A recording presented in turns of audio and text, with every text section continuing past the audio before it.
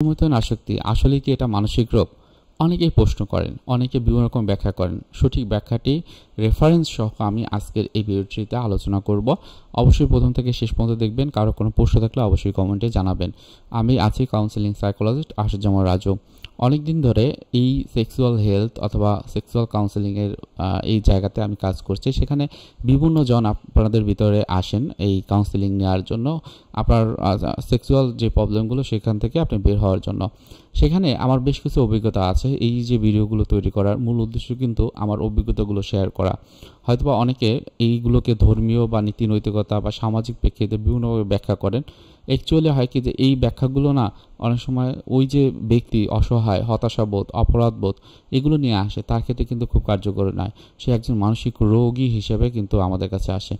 তাহলে আপনারা যদি জানতে চান তাহলেই কেবল আমরা জানাতে পারি।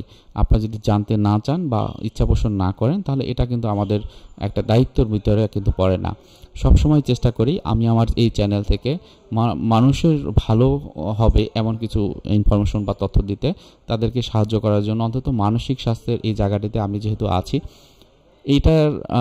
এই জায়গাটাতে বাংলাদেশে বা বাংলাদেশের বাইরে যারা থাকেন তারা অন্তত ভালো থাকতে পারেন। সো হস্তমৈথুন আসক্তির কথা বলা হয়েছে। আসলে আমেরিকান সাইকিয়াট্রিক অ্যাসোসিয়েশন রয়েছে, যেটা হলো আমরা যারা সাইকোলজিস্ট আছি বা সাইকিয়াট্রিস্ট যারা আছে তারা কিন্তু ফলো করি।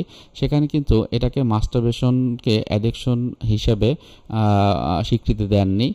তবে কিছু বিষয় আছে, যেমন এই WHO ওয়ার্ল্ড হেলথ অর্গানাইজেশন এবং ICD-11 যেটি আছে, যে মানসিক রোগ হিসেবে কাউকে বলতে গেলে লক্ষণগুলো থাকতে হয়, সেগুলো খুব সুন্দরভাবে এখানে উল্লেখ আছে, বিস্তারিত থাকে। সেখানে কিন্তু এটাকে বলা হয়েছে যে কম্পালসিভ সেক্সুয়াল বিহেভিয়ার ডিসঅর্ডার হিসেবে এটাকে আখ্যায়িত করা হয়েছে।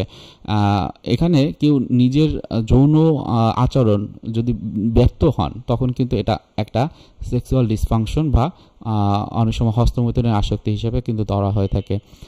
প্রায়শই যেটি হয় যে আমাদের যে ডোপামিন আছে, এই ডোপামিন অনেক সময় একটা ডোপামিন ড্রাইভ রিওয়ার্ড সাইকেল তৈরি করে। কেউ যদি ওইখানে আটকা পড়ে যায় তখন কিন্তু তার বিহেভিয়ারাল যে অ্যাডিকশন সেগুলো কিন্তু চলে আসে। অনেক সময় থেরাপির মাধ্যমে এটা কিন্তু সমাধানযোগ্য বা সমাধান করা যায়। সেক্ষেত্রে CBT কগনিটিভ বিহেভিয়ার থেরাপি খুবই ভালো কাজ করে। যারা প্রফেশনাল সাইকোলজিস্ট আছেন তারা কিন্তু এই থেরাপি দিয়ে থাকেন। অনেক সময় DBT বা ডায়ালেকটিভ বিহেভিয়ার থেরাপি এটিও খুবই ভালো কাজ করে, যদিও এর সেশন সংখ্যা একটু বেশি হয়। সেক্ষেত্রে একটি ব্যক্তি 5টি জায়গাতে তার ডেভেলপ করতে পারে। তার ব্রেনের কেমিক্যাল যদি ইমব্যালেন্স থাকে সেক্ষেত্রে ব্যালেন্স হতে পারে।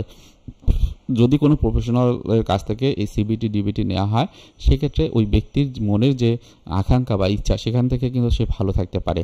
এছাড়াও যে বিষয়টি পর্ন এবং হস্তমৈথুন অনেক সময় একটা ট্র্যাক হয়ে থাকে, এবং সেক্ষেত্রে এই যে CBT এবং DBT যে টেকনিকগুলো আছে সেগুলো কিন্তু এখান থেকে ওই ব্যক্তিকে দূরে রাখতে বা নিজে দূরে থাকতে কিন্তু সাহায্য করে। মনে রাখবেন, আপনার এই যে সমস্যাগুলো হচ্ছে সেটা আপনার সমাধানযোগ্য।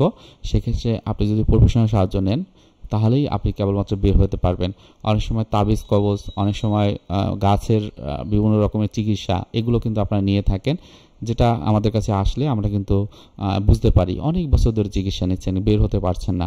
এই ধরনের চিকিৎসার থেকে আপনি প্রফেশনাল সাহায্য নেন কোনো সাইকোলজিস্ট বা সাইকিয়াট্রিস্টের কাছ থেকে, দেখবেন আপনার সমস্যাটা খুব সহজেই আপনি দূর করতে পারবেন। সো আজকে ভিডিওটি এখানে রেখে দিচ্ছি। কারো কোনো প্রশ্ন থাকলে অবশ্যই কমেন্টে জানাবেন, এবং হস্তমৈথুন সম্পর্কে বা অন্যান্য যে কোনো মানসিক স্বাস্থ্য সম্পর্কে আপনারা প্রশ্ন করতে পারেন এই ভিডিওর কমেন্টে। ধন্যবাদ, ভালো থাকুন, আসসালামু আলাইকুম।